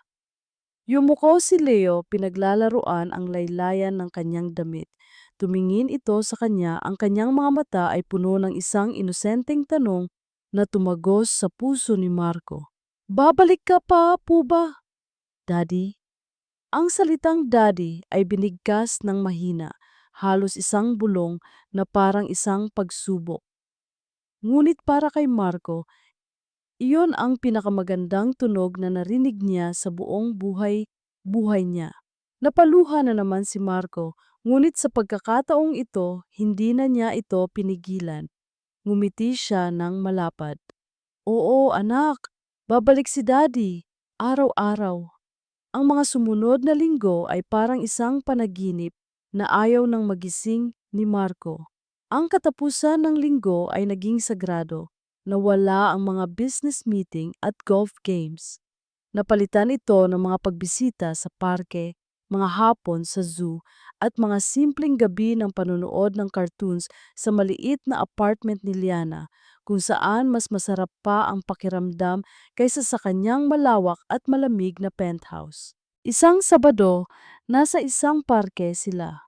Tinutulak ni Marco si Lea sa duyan. Ang tawa nito ay ang pinakamagandang musika sa kanyang pandinig. "Higher, Daddy! Higher!" Sigaw ng bata. Sa di kalayuan, sa ilalim ng isang puno, nakaupo si Liana habang tinutulungan si Leo sa pagpapalipad ng saranggola. Ang kanyang nangiti ay payapa, isang nangiti na hinanap-hanap ni Marco sa loob ng 5 taon. "Daddy, tulong po!" Sigaw ni Leo nang bumagsak ang saranggola. "Sandali lang, Prinses," sabi ni Marco kay Lea at tumakbo palapit kay Leo. Magkasama nilang inayos ang tali at sa tulong ng hangin, muli nilang napalipad ang saranggola. Habang pinapanood nilang dalawa ang saranggola na sumasayaw sa kalangitan, tumabi sa kanila si Liana. "Mukhang masaya sila," sabi nito. Ang boses ay puno ng init. "Sobra," sagot ni Marco. Ang kanyang mga mata ay hindi inaalis sa mga anak. Sila ang lahat, Liana. Sila ang lahat ng mahalaga. Ang mga sandaling ito ang nagbigay sa kanya ng lakas para gawin ang susunod niyang hakbang. Hindi sapat na maging ama lang siya sa pribado. Kailangan niyang tiyakin na walang sinuman, lalo na si Isabela, ang gugulo pa sa kapayapaan na kanilang binubuo. Lunes ng umaga, ang buong mundo ng negosyo ay nagulat sa isang biglaang anunsyo. Isang emergency press conference ang ipinatawag ng Stellaron Properties. Sa conference room sa harap ng kumikislap na mga kamera at mga reporter na nag-aabang, umupo si Marco. Kalmado, kontrolado, ngunit sa pagkakataong ito, ang kanyang lakas ay hindi nagmumula sa kapangyarihan o pera. Nagmumula ito sa pagmamahal. Hindi siya nagpaligoy-ligoy. "Magandang umaga sa inyong lahat," simula niya. "Ipinatawag ko kayo ngayon para sa isang mahalagang anunsyo tungkol sa direksyon ng Stellaron Properties. Pagkatapos ng masusing pagsusuri sa aming mga kasalukuyang pakikipagsosyo, nagpasya ang Board of Directors na magkaroon ng mga pagbabago para mas mapabuti ang kinabukasan ng kumpanya." Huminga siya ng malalim. Ang kanyang mga mata ay matatag na nakatingin sa mga kamera. Effective immediately, tinatapos na ng Stellaron Properties ang lahat ng kasalukuyan at hinaharap na pakikipag-ugnayan sa Contreras Holdings. Isang bulungan ang kumalat sa buong silid. Ito ay isang malaking balita. Ang alyansa ng De Villa at Contreras ay isa sa mga pinakamatatag sa industriya. Ang desisyong ito ay pinal at hindi na mababago. Pagpapatuloy ni Marco, ang kanyang boses ay hindi natitinag.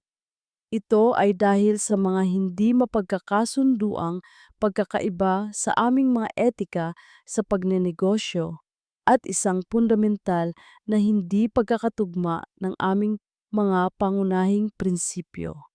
Ito ay isang magalang ngunit matalas na sampal sa mukha ni Isabela at ng kanyang pamilya. Isang pampublikong deklarasyon na sila ay hindi mapagkakatiwalaan. Wala na kaming ibang sasabihin pa sa dadumugi pa tungkol sa bagay na ito. Maraming salamat. Tumayo si Marco. Hindi siya tumanggap ng anumang tanong. Naglakad siya palabas ng silid, iniwan ang isang nagkakagulong mundo ng negosyo sa kanyang likuran. Wala na siyang pakialam. Ang tanging mahalaga ay ang pamilyang naghihintay sa kanya. Gabi na nang makarating siya sa apartment ni Liana. Ang mga bata ay tulog na. Naabutan niya si Liana sa sala, nanonood ng balita sa TV, ang balita tungkol sa press conference niya. Pinatay nito ang TV at humarap sa kanya. Ang kanyang mga mata ay puno ng pag-aalala. Marco, nakita ko, sabi nito. Hindi mo kailangang gawin yun. Alam kong malaki ang mawawala sa kumpanya dahil dito. Lumapit si Marco at umupo sa tabi niya. Hinawakan niya ang mga kamay nito. Walang halaga ang kahit anong pera o kontrata, Liana, sabi niya. Tinititigan ito ng diretso sa mga mata. Walang halaga ang mga iyon kung ang kapalit ay ang kapayapaan ninyo. Kailangan kong putulin ang lahat ng koneksyon sa kanya. Kailangan kong alisin ang lason sa buhay natin para sa kanila, para sa atin. Naluha si Liana, pero bakit mo sinakripisyo ang ganun kalaki? Dahil may mga bagay na hindi nabibili ng pera. Sagot ni Marco. Ang kanyang hilalaki ay marahang humahaplos sa kamay nito. Ang mga ngiti ni Leo at Leia, ang kapayapaan sa mga mata mo, ang pagkakataong ito na makasama kayo. Nagkatinginan sila at sa katahimikan na iyon, lahat ng pader na natitira ay tuluyan ng gumuho. Ang mga salita ay hindi na kailangan. Ang 5 taon ng sakit at hindi pagkakaunawaan ay natunaw sa isang tingin. Mahal pa rin kita, Liana, bulong ni Marco. Ang kanyang boses ay puno ng lahat ng pagmamahal na itinago niya. Higit pa sa buhay ko at nagsisisi ako sa bawat araw na nasayang. Sumagot si Liana, ang kanyang mga luha ay tuluyan ng dumaloy. Mahal pa rin kita, Marco. Sa wakas. Pagkatapos ng lahat, niyakap niya ito ng mahigpit at sa yakap na iyon, naramdaman nila ang pagiging buo. Pagkaraan ng ilang sandali, marahan siyang humiwalay at tinitigan ito ng seryoso. Ang kanyang mukha ay puno ng isang bagong determinasyon. May isa pa akong kasalanan na kailangan kong itama, sabi niya. Nangunot ang noo ni Liana. Ano yon? Isang maliit na ngiti ang gumuhit sa mga labi ni Marco. Isang ngiting puno ng plano at pangako. Malalaman mo bukas. Kinabukasan, isang Sabado ng umaga, gumising si Liana na may kakaibang kaba at pananabik sa kanyang dibdib. Ang mga huling salita ni Marco kagabi. May isa pa akong kasalanan na kailangan kong itama ay umuulit sa kanyang isipan. Good morning, sleepyhead, bati ni Marco na naabutan niyang naghahain na ng almusal sa kusina. Ang mga bata ay nakaupo na sa mesa, masayang kumakain ng pancakes. Ang eksenang ito, ang domestic at payapang eksenang ito, ay isang bagay na pinangarap lang niya noon. Ngayon, ito na ang kanyang realidad. Anong plano natin ngayon? Tanong ni Liana habang nauupo. Ngumiti si Marco, isang ngiting puno ng hiwaga. Basta, magpaganda ka, may pupuntahan tayong 4. Pagkatapos mag-ayos, habang pasakay na sila sa kotse, inilabas ni Marco ang isang panyo. Liana, kailangan kong takpan ang mga mata mo. Ano? Bakit? Natatawang tanong ni Liana. Basta trust me, sabi nito. Ang kanyang mga mata ay nangungusap. Nagtiwala siya. Hinayaan niyang itali ni Marco ang panyo sa kanyang mga mata. Sa loob ng kotse, ang tanging gabay niya ay ang init ng kamay ni Marco na nakahawak sa kanya at ang masayang daldalan ni Leo at Leia mula sa likuran. Daddy, saan po tayo pupunta? Tanong ni Leia. It's a surprise, princess, sagot ni Marco. Ang biyahe ay hindi naging mahaba. Naramdaman ni Liana ang paghinto ng sasakyan. Inalalayan siya ni Marco na bumaba, ang hangin ay pamilyar. Ang tunog ng mga sasakyan sa di kalayuan. Handa ka na ba? Bulong ni Marco sa kanyang tainga. Tumango siya, ang puso niya'y kumakaba. Dahan-dahang inalis ni Marco ang panyo. Ang una niyang nakita ay isang pamilyar na harapan. Malaki, luma, gawa sa bato, ang malalaking pinto na gawa sa kahoy, ang kampanaryo, ang simbahan. Ang simbahan kung saan dapat ay ikinasal sila. Ang simbahan kung saan siya naghintay. Ang simbahan kung saan namatay ang lahat ng pangarap niya 5 taon na ang nakakaraan. Automatikong umatras si Liana ng isang hakbang. Isang malamig na kaba ang gumapang sa kanyang likuran. Marco, bakit? Ang tanging salitang lumabas sa kanyang bibig, ang kanyang boses ay puno ng sakit ng nakaraan. Hinawakan ni Marco ang kanyang mga kamay ng mas mahigpit. Alam kong masakit ang lugar na to, Liana. Ito ang simbolo ng pinakamalaki kong pagkakamali. Kaya dito ko rin gustong itama ang lahat. Iginiya siya ni Marco, papasok. Kung sa labas ay masakit, sa loob ay mas lalo pa. Naalala niya ang mga bulaklak lahat ay na hindi na dumating. Ang mga bisitang unti-unting umalis. Ang kanyang sarili, nakaupo sa harap ng altar, basag at mag-isa. Ngunit ngayon, iba ang itsura ng simbahan. Walang magarbong dekorasyon. May ilang mga puting bulaklak lang sa bawat hilera ng upuan. Simple, tahimik. At sa gitna ng pasilyo, sa may paanan ng altar, may 2 maliliit na figura na naghihintay. Mami! Sina Leo at Lia. Tumatakbo sila palapit sa kanya, ang kanilang mga mukha ay puno ng saya, at may hawak silang isang maliit na puting banner. Nang makalapit sila, itinaas nila ito. Nakasulat sa medyo magulong pagkakasulat ng mga bata na may mga drawing ng puso at bituin ang mga salitang, "Will you marry our daddy?" Napahawak si Liana sa kanyang bibig. Ang kanyang mga mata ay nanlalabo na dahil sa mga luhang namumuo. Tumingin siya kay Marco na ngayon ay nakatayo sa harap niya. Ang kanyang mga mata ay puno ng pagmamahal, pagsisisi, at isang pangakong mas matatag pa kaysa sa bato ng simbahang iyon. Liana Reyes, simula ni Marco, ang kanyang boses ay nanginginig ngunit puno ng katatagan. Dahan-dahan itong lumuhod sa isang tuhod sa harap niya, sa harap ng kanilang mga anak. 5 taon na ang nakalipas.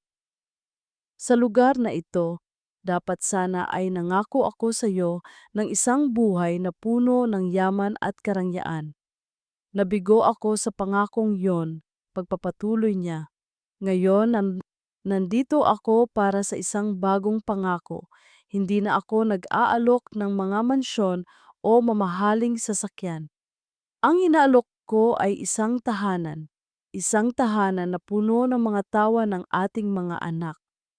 Isang buhay na puno ng mga umaga ng pancake, mga hapon sa parke, at mga gabing magkayakap tayo pagkatapos nilang matulog. Inilabas niya ang isang maliit na kahon. Pinuksan niya ito. Sa loob ay isang simpleng singsing. Hindi ito malaki o magarbo, ngunit kumikinang ito sa ilalim ng liwanag na pumapasok mula sa mga bintana ng simbahan. Hindi ko na kayang ibalik ang mga taong nasayang, Liana. Pero ipinapangako ko sa iyo ang lahat ng taon na darating.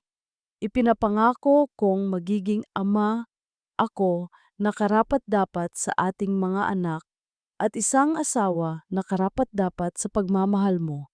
Ipinapangako kong hindi na ako aalis, hindi na ako bibitaw. Ang mga luha ni Liana ay malaya nang dumadaloy sa kanyang mga pisngi. Ang sakit na dating iniuugnay niya sa lugar na ito ay unti-unting natutunaw. napapalitan ng isang napakatinding pagmamahal. Tumingin siya kay Marco na nakaluhod, pagkatapos ay sa kanyang mga anak na nakatingin sa kanya ng may pag-asa. Akasa. Hawak-hawak ang banner. Ito na. Ito na ang katuparan ng lahat. Ang sagot sa lahat ng kanyang mga panalangin. Liana, bulong ni Marco, ang kanyang mga mata ay puno ng pag-asa. Pakasalan mo ako. Buuin natin ang pamilyang dapat sana ay sa atin noon pa. Nakatitig siya rito, hindi makapagsalita. Ang kanyang puso ay umaapaw sa kaligayahan. Ang buong mundo ay naghihintay sa kanyang sagot.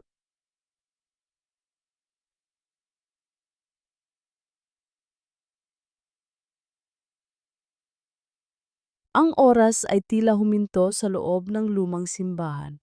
Ang tanging gumagalaw ay ang alikabok na sumasayaw sa sinag ng araw na tumatagos sa mga salamin, at ang mga luhang patuloy na dumadaloy sa kanyang mga pisngi. Nakatitig si Liana kay Marco, na nakaluhod pa rin sa harap niya. Ang kanyang mga mata ay isang bukas na libro ng pag-asa at takot. Tumingin siya sa kanyang mga anak, ang kanilang mga maliliit na muka ay puno ng pananabik. Hawak pa rin ang banner na sila mismo ang gumawa.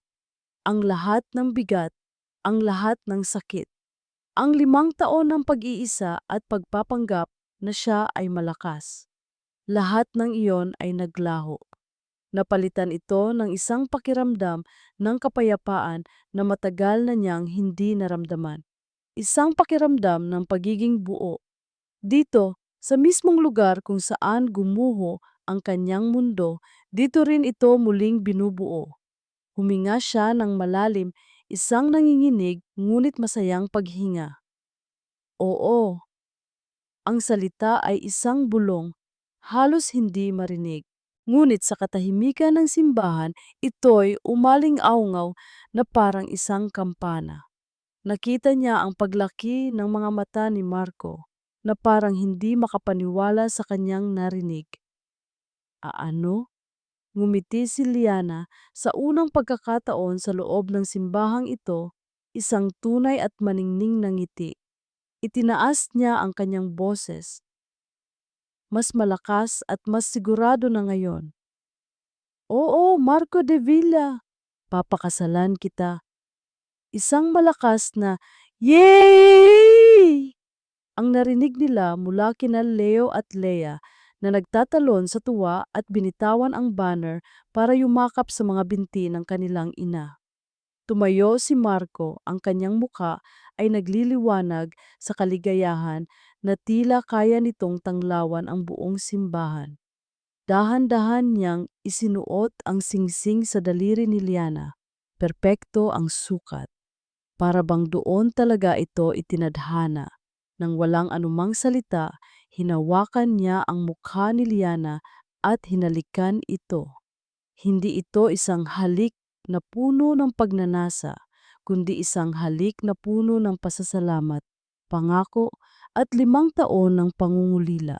Ito ay isang halik na nagsasabing, "Nandito na ako, hindi na ako aalis." Ang kasal ay hindi isang malaking pagdiriwang. Hindi ito ang ingranding kasal na pinlano nila noon. At para kay Marco, iyon ang mas nakapagpaganda rito. Idinaos ito sa parehong simbahan. Ngunit sa pagkakataong ito, puno ito ng init at pagmamahal. Ang mga bisita ay iilan lamang. Ang kanyang ina na may mga luha ng pagsisisi at kaligayahan sa mga mata. Si Maya, ang matapat na kaibigan ni Liana na siyang maid of honor. At syempre, sina Leo at Leah ang pinakamahalagang panauhin. Si Leo ang ring bearer, seryosong-seryoso sa kanyang maliit na barong. Si Leah naman ang flower girl, masayang naghahagis ng mga talulot ng bulaklak sa pasilyo. Habang naglalakad si Liana sa pasilyo, suot ang isang simpleng puting bestida. Napahinto sa paghinga si Marco. Mas maganda pa ito kaysa pinakamahal na wedding gown. Ang kanyang ngiti ay totoo. Ang kanyang mga mata ay kumikinang, nakatuon lamang sa kanya. Nang makarating ito sa altar, hinawakan niya ang mga kamay nito. Mainit. Totoo. Tinatanggap kita, Liana Reyes. Sabi ni Marco, tinititigan ito sa mga mata habang binibigkas ang mga salitang dapat sana'y sinabi niya 5 taon na ang nakalipas. Upang maging aking asawa, sa hirap at ginhawa, sa sakit at kalusugan, mamahalin at pararangalan kita sa lahat ng araw ng ating buhay. At tinatanggap kita, Marco de Villa, sagot ni Liana, ang kanyang boses ay matatag. Upang maging aking asawa, ipinapangako kong magtitiwala at magiging tapat sa iyo. Mamahalin kita sa lahat ng pagbabago ng panahon hanggang sa aking huling hininga. Nang sinabi ng pari ang mga salitang, "You may now kiss the bride," hinawakan niya si Liana at hinalikan ito.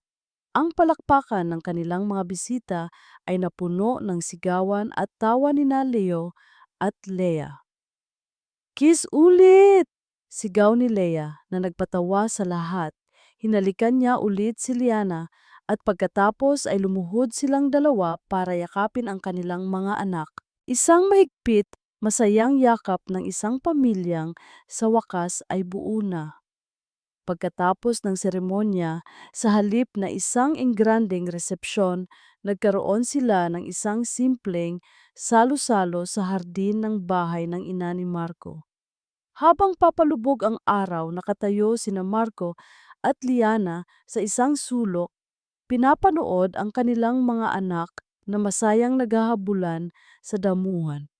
Inakbayan ni Marco si Liana at hinagkan ito sa noo. "Masaya ka ba?" Bulong niya, inuulit ang tanong na minsan niyang sinabi sa gitna ng ulan sa kanilang opisina. Ngumiti si Liana at sumandal sa kanyang dibdib. "Sobra. Higit pa sa inaakala ko." Tumingin sila sa kanilang mga anak, pagkatapos ay sa isa't isa. Ang kanilang mga ngiti ay puno ng pag-unawa. Ang kanilang paglalakbay ay hindi naging madali. Puno ito ng mga pagkakamali, nasirang mga pangako at malalim na sakit. Ngunit sa huli, natutunan nila ang pinakamahalagang aral. Na ang tunay na pag-ibig ay hindi tungkol sa pagiging perpekto. Ito ay tungkol sa pagpapatawad. Ito ay tungkol sa pagpili na manatili kahit may dahilan para umalis. At higit sa lahat, ito ay tungkol sa pagbuo ng isang pangako. Isang pangako na hindi kayang sirain ng panahon, ng distansya o kahit ng pinakamasakit na nakaraan. Ang multo ng kahapon ay tuluyan ng naglaho, napalitan ng isang pangako para sa lahat ng bukas na darating. Ang kanilang kwento ay hindi nagtapos sa simbahan. Doon pa lang ito tunay na nagsimula.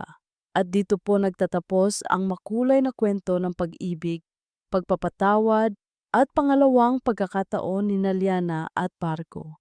Mula sa kaibuturan ng aking puso, maraming salamat po sa inyong walang sawang pagsubaybay sa bawat kabanata.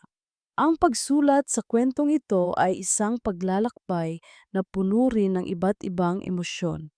Bawat tawa, bawat luha, at bawat kilig na naramdaman ni Liana at Marco ay ramdam ko rin habang isinusulat ang kanilang mga salita at binubuo ang kanilang mundo.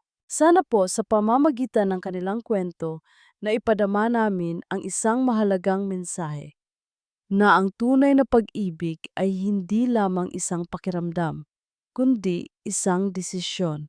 Isang desisyon na umunawa, isang desisyon na magpatawad, at isang desisyon na maniwala ulit kahit na ang tiwala ay minsan nang nawasak. Ito ay isang paalala na ang bawat isa sa atin ay karapat-dapat sa pangalawang pagkakataon at na ang pag-asa ay laging matatagpuan kahit sa pinakamadilim na nakaraan. Kung mayroon man kayong saloobin, aral o paboritong bahagi sa kwento. Huwag po kayong mag-atubiling ibahagi ito sa comment section sa ibaba. Nais ko pong mabasa ang bawat isa hanggang sa ating susunod na kwento. Maraming salamat po ulit at lagi ninyong tatandaan na mahalin ang inyong sarili at ang mga taong nagbibigay kulay sa inyong buhay. Hindi binasa ang sulat ko